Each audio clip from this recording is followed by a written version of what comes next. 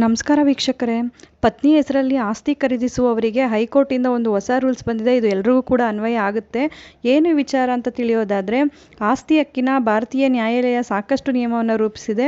ಭಾರತದ ಯಾವುದೇ ಪ್ರಜೆ ಆಸ್ತಿಯನ್ನು ಪಡೆದುಕೊಳ್ಳಲು ಕಾನೂನಿನ ನಿಯಮದ ಮೊರೆ ಹೋಗಬಹುದು. ಆಸ್ತಿ ಹಂಚಿಕೆಯಲ್ಲಿ ಯಾವುದೇ ರೀತಿಯ ತಪ್ಪಾದರೂ ಕಾನೂನಿನ ನಿಯಮಗಳ ಪ್ರಕಾರ ಹೋಗಬಹುದು. ಇದೀಗ ಪತ್ನಿ ಹೆಸರಲ್ಲಿ ಆಸ್ತಿಯನ್ನು ಖರೀದಿಸಿದರೆ ಆ ಆಸ್ತಿಯ ಅಧಿಕಾರ ಯಾರಿಗೆ ಹೋಗುತ್ತೆ ಅನ್ನೋ ಬಗ್ಗೆ ಹೈಕೋರ್ಟ್ ಒಂದು ಮಹತ್ವದ ಆದೇಶವನ್ನು ಹೊರಡಿಸಿದೆ. ಪತ್ನಿ ಹೆಸರಲ್ಲಿ ಆಸ್ತಿ ಖರೀದಿಸುವವರಿಗೆ ಹೈಕೋರ್ಟ್ನಿಂದ ಹೊಸ ಒಂದು ನಿಯಮವನ್ನು ಮಾಡಲಾಗಿದೆ. ಆಸ್ತಿ ವಿವಾದಕ್ಕೆ ಸಂಬಂಧಿಸಿದಂತೆ ಅಲಹಾಬಾದ್ ಹೈಕೋರ್ಟ್ ತೀರ್ಪು ನೀಡಿದೆ. ಗೃಹಿಣಿ ಅಥವಾ ಹೆಂಡತಿಯ ಹೆಸರಲ್ಲಿ ಯಾರಾದರೂ ಆಸ್ತಿಯನ್ನು ಖರೀದಿಸಿದರೆ ಅದರ ಮೇಲೆ ಯಾರ ಹಕ್ಕು ಇರುತ್ತೆ ಅನ್ನುವುದು ವಿವಾದವಾಗಿತ್ತು. ಮಹಿಳೆ ಮಾತ್ರ ಆಸ್ತಿಯ ಮಾಲೀಕರಾಗುತ್ತಾರೆ, ಅಂದರೆ ಅದು ಸ್ತ್ರೀಧನ ಆಗುತ್ತಾ ಅಂತ ಹೇಳಲಾಗ್ತಿತ್ತು. ಅವರ ಕುಟುಂಬದ ಸದಸ್ಯರಿಗೆ ಅದರ ಮೇಲೆ ಹಕ್ಕು ಇದೆಯಾ ಇಲ್ವಾ ಅಂತ ತುಂಬಾ ಗೊಂದಲಗಳಿತ್ತು. ಪತಿ ತನ್ನ ಗೃಹಿಣಿ ಪತ್ನಿಯ ಹೆಸರಲ್ಲಿ ಖರೀದಿಸಿದ ಆಸ್ತಿ ಕುಟುಂಬದ ಆಸ್ತಿ ಅಂತ ಹೇಳಿ ಹೈಕೋರ್ಟ್ ತೀರ್ಪನ್ನು ನೀಡಿದೆ. ಹಿಂದೂ ಗಂಡಂದಿರು ತಮ್ಮ ಹೆಂಡತಿಯ ಹೆಸರಲ್ಲಿ ಆಸ್ತಿಯನ್ನು ಖರೀದಿಸುವುದು ಸಾಮಾನ್ಯವಾಗಿದೆ.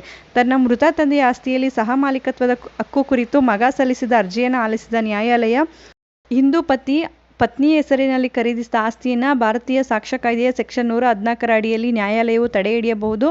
ಅವರ ಗೃಹಿಣಿ ಪತ್ನಿಯು ಆಸ್ತಿ ಕುಟುಂಬದ ಆಸ್ತಿಯಾಗಿರುತ್ತದೆ. ಏಕೆಂದರೆ ಸಾಮಾನ್ಯ ಸಂದರ್ಭಗಳಲ್ಲಿ ಪತಿ ಕುಟುಂಬದ ಹಿತಾಸಕ್ತಿಯಿಂದ ಕುಟುಂಬವನ್ನು ನಡೆಸುವ ಹೆಂಡತಿಯ ಹೆಸರಲ್ಲಿ ಆಸ್ತಿಯನ್ನು ಖರೀದಿ ಮಾಡ್ತಾರೆ. ಹಿಂದೂ ಪತಿ ತನ್ನ ಗೃಹಿಣಿ ಹೆಂಡತಿಯ ಹೆಸರಲ್ಲಿ ಖರೀದಿಸಿದ ಆಸ್ತಿಯನ್ನು ಗಂಡನ ವೈಯಕ್ತಿಕ ಆದಾಯದಿಂದ ಖರೀದಿಸಲಾಗುತ್ತದೆ ಎಂದು ಪರಿಗಣಿಸಲಾಗುತ್ತೆ. ಏಕೆಂದರೆ ಹೆಂಡತಿಗೆ ಯಾವುದೇ ಆಸ್ತಿಯ ಆದಾಯದ ಮೂಲ ಇರೋದಿಲ್ಲ ಅಂತಹ ಆಸ್ತಿಯು ಅವಿಭಕ್ತ ಹಿಂದೂ ಕುಟುಂಬದ ಆಸ್ತಿಯಾಗುತ್ತದೆ ಅಂತೇಳಿ ನ್ಯಾಯಾಲಯ ಒಂದು ಮಹತ್ವವಾದ ತೀರ್ಪನ್ನು ನೀಡಿದೆ.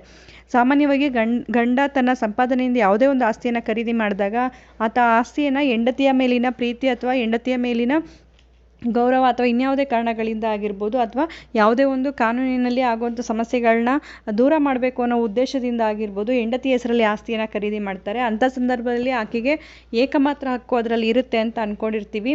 ಯಾಕೆಂದರೆ ಸ್ತ್ರೀಧನವಾಗುತ್ತೆ. ಅದು ಹೆಂಡತಿ ಹೆಸರಿನಲ್ಲಿ ಆಸ್ತಿ ಇದ್ದಾಗ, ಅಂದರೆ ಹೆಂಗಸರ ಹೆಸರಿನಲ್ಲಿ ಆಸ್ತಿ ಇದ್ದಾಗ ಅದು ಆಕೆ ಸಂಪೂರ್ಣ ಹಕ್ಕು ಅಂತ ಹೇಳಲಾಗ್ತಾ ಇತ್ತು. ಆದರೆ ಆಕೆ ಗೃಹಿಣಿಯಾಗಿದ್ದಾಗ, ಆಕೆಗೆ ಯಾವುದೇ ಆದಾಯದ ಮೂಲ ಇಲ್ಲದೆ ಇದ್ದಾಗ, ಆ ಒಂದು ಆಸ್ತಿಯ ಮೂಲ ಆದಾಯ ಪತಿಯಿಂದ ಬಂದಿದ್ದರೆ, ಅಂದರೆ ಆ ಆಸ್ತಿ ಖರೀದಿ ಮಾಡಲಿಕ್ಕೆ ಪತಿಯ ಆದಾಯನೇ ಮೂಲ ಆಗಿದ್ದಾಗ ಅದನ್ನು ಸಾಬೀತುಪಡಿಸಬೇಕಾಗುತ್ತೆ ಕೂಡ. ಅಂಥ ಸಂದರ್ಭದಲ್ಲಿ ಅದು ಆ ಕುಟುಂಬದ, ಅಂದರೆ ಆ ಪತಿಯ ವಾರಸುದಾರರು ಯಾರ್ಯಾರು ಇರ್ತಾರೆ ಅವ್ರಿಗೆಲ್ಲರಿಗೂ ಸೇರುತ್ತೆ ಅಂತ ಹೇಳಿ ಈ ಒಂದು ತೀರ್ಪನ್ನು ನೀಡಲಾಗಿದೆ. ಈ ಒಂದು ಮಾಹಿತಿ ಉಪಯುಕ್ತವಾಗಿದೆ ಅಂತ ಭಾವಿಸ್ತೀನಿ. ಮತ್ತಷ್ಟು ಮಾಹಿತಿಗಾಗಿ ನಮ್ಮ ಚಾನಲನ್ನು ಲೈಕ್ ಮಾಡಿ, ಮತ್ತೊಬ್ಬರಿಗೆ ಈ ವಿಚಾರ ಉಪಯುಕ್ತ ಆಗುತ್ತೆ ಅನಿಸಿದ್ರೆ ಶೇರ್ ಮಾಡಿ. ಹೊಸದಾಗಿ ನೋಡ್ತಾ ಇರೋರು ಸಬ್ಸ್ಕ್ರೈಬ್ ಮಾಡಿಕೊಂಡು ನೋಡಿ. ಕಾನೂನಿನ ಜ್ಞಾನ ಪ್ರತಿಯೊಬ್ಬರಿಗೂ ಉಪಯುಕ್ತ ಆಗುವಂಥದ್ದು. ಬಿಡುವಿನ ಸಮಯದಲ್ಲಿ ಇಂಥ ಉಪಯುಕ್ತ ಮಾಹಿತಿಗಳನ್ನ ತಿಳ್ಕೊಳ್ಳೋದು ಪ್ರತಿಯೊಬ್ಬರಿಗೂ ಉಪಯುಕ್ತ ಆಗುತ್ತೆ ಅಂತ ಹೇಳಿ ಭಾವಿಸ್ತೀನಿ. ಧನ್ಯವಾದಗಳು.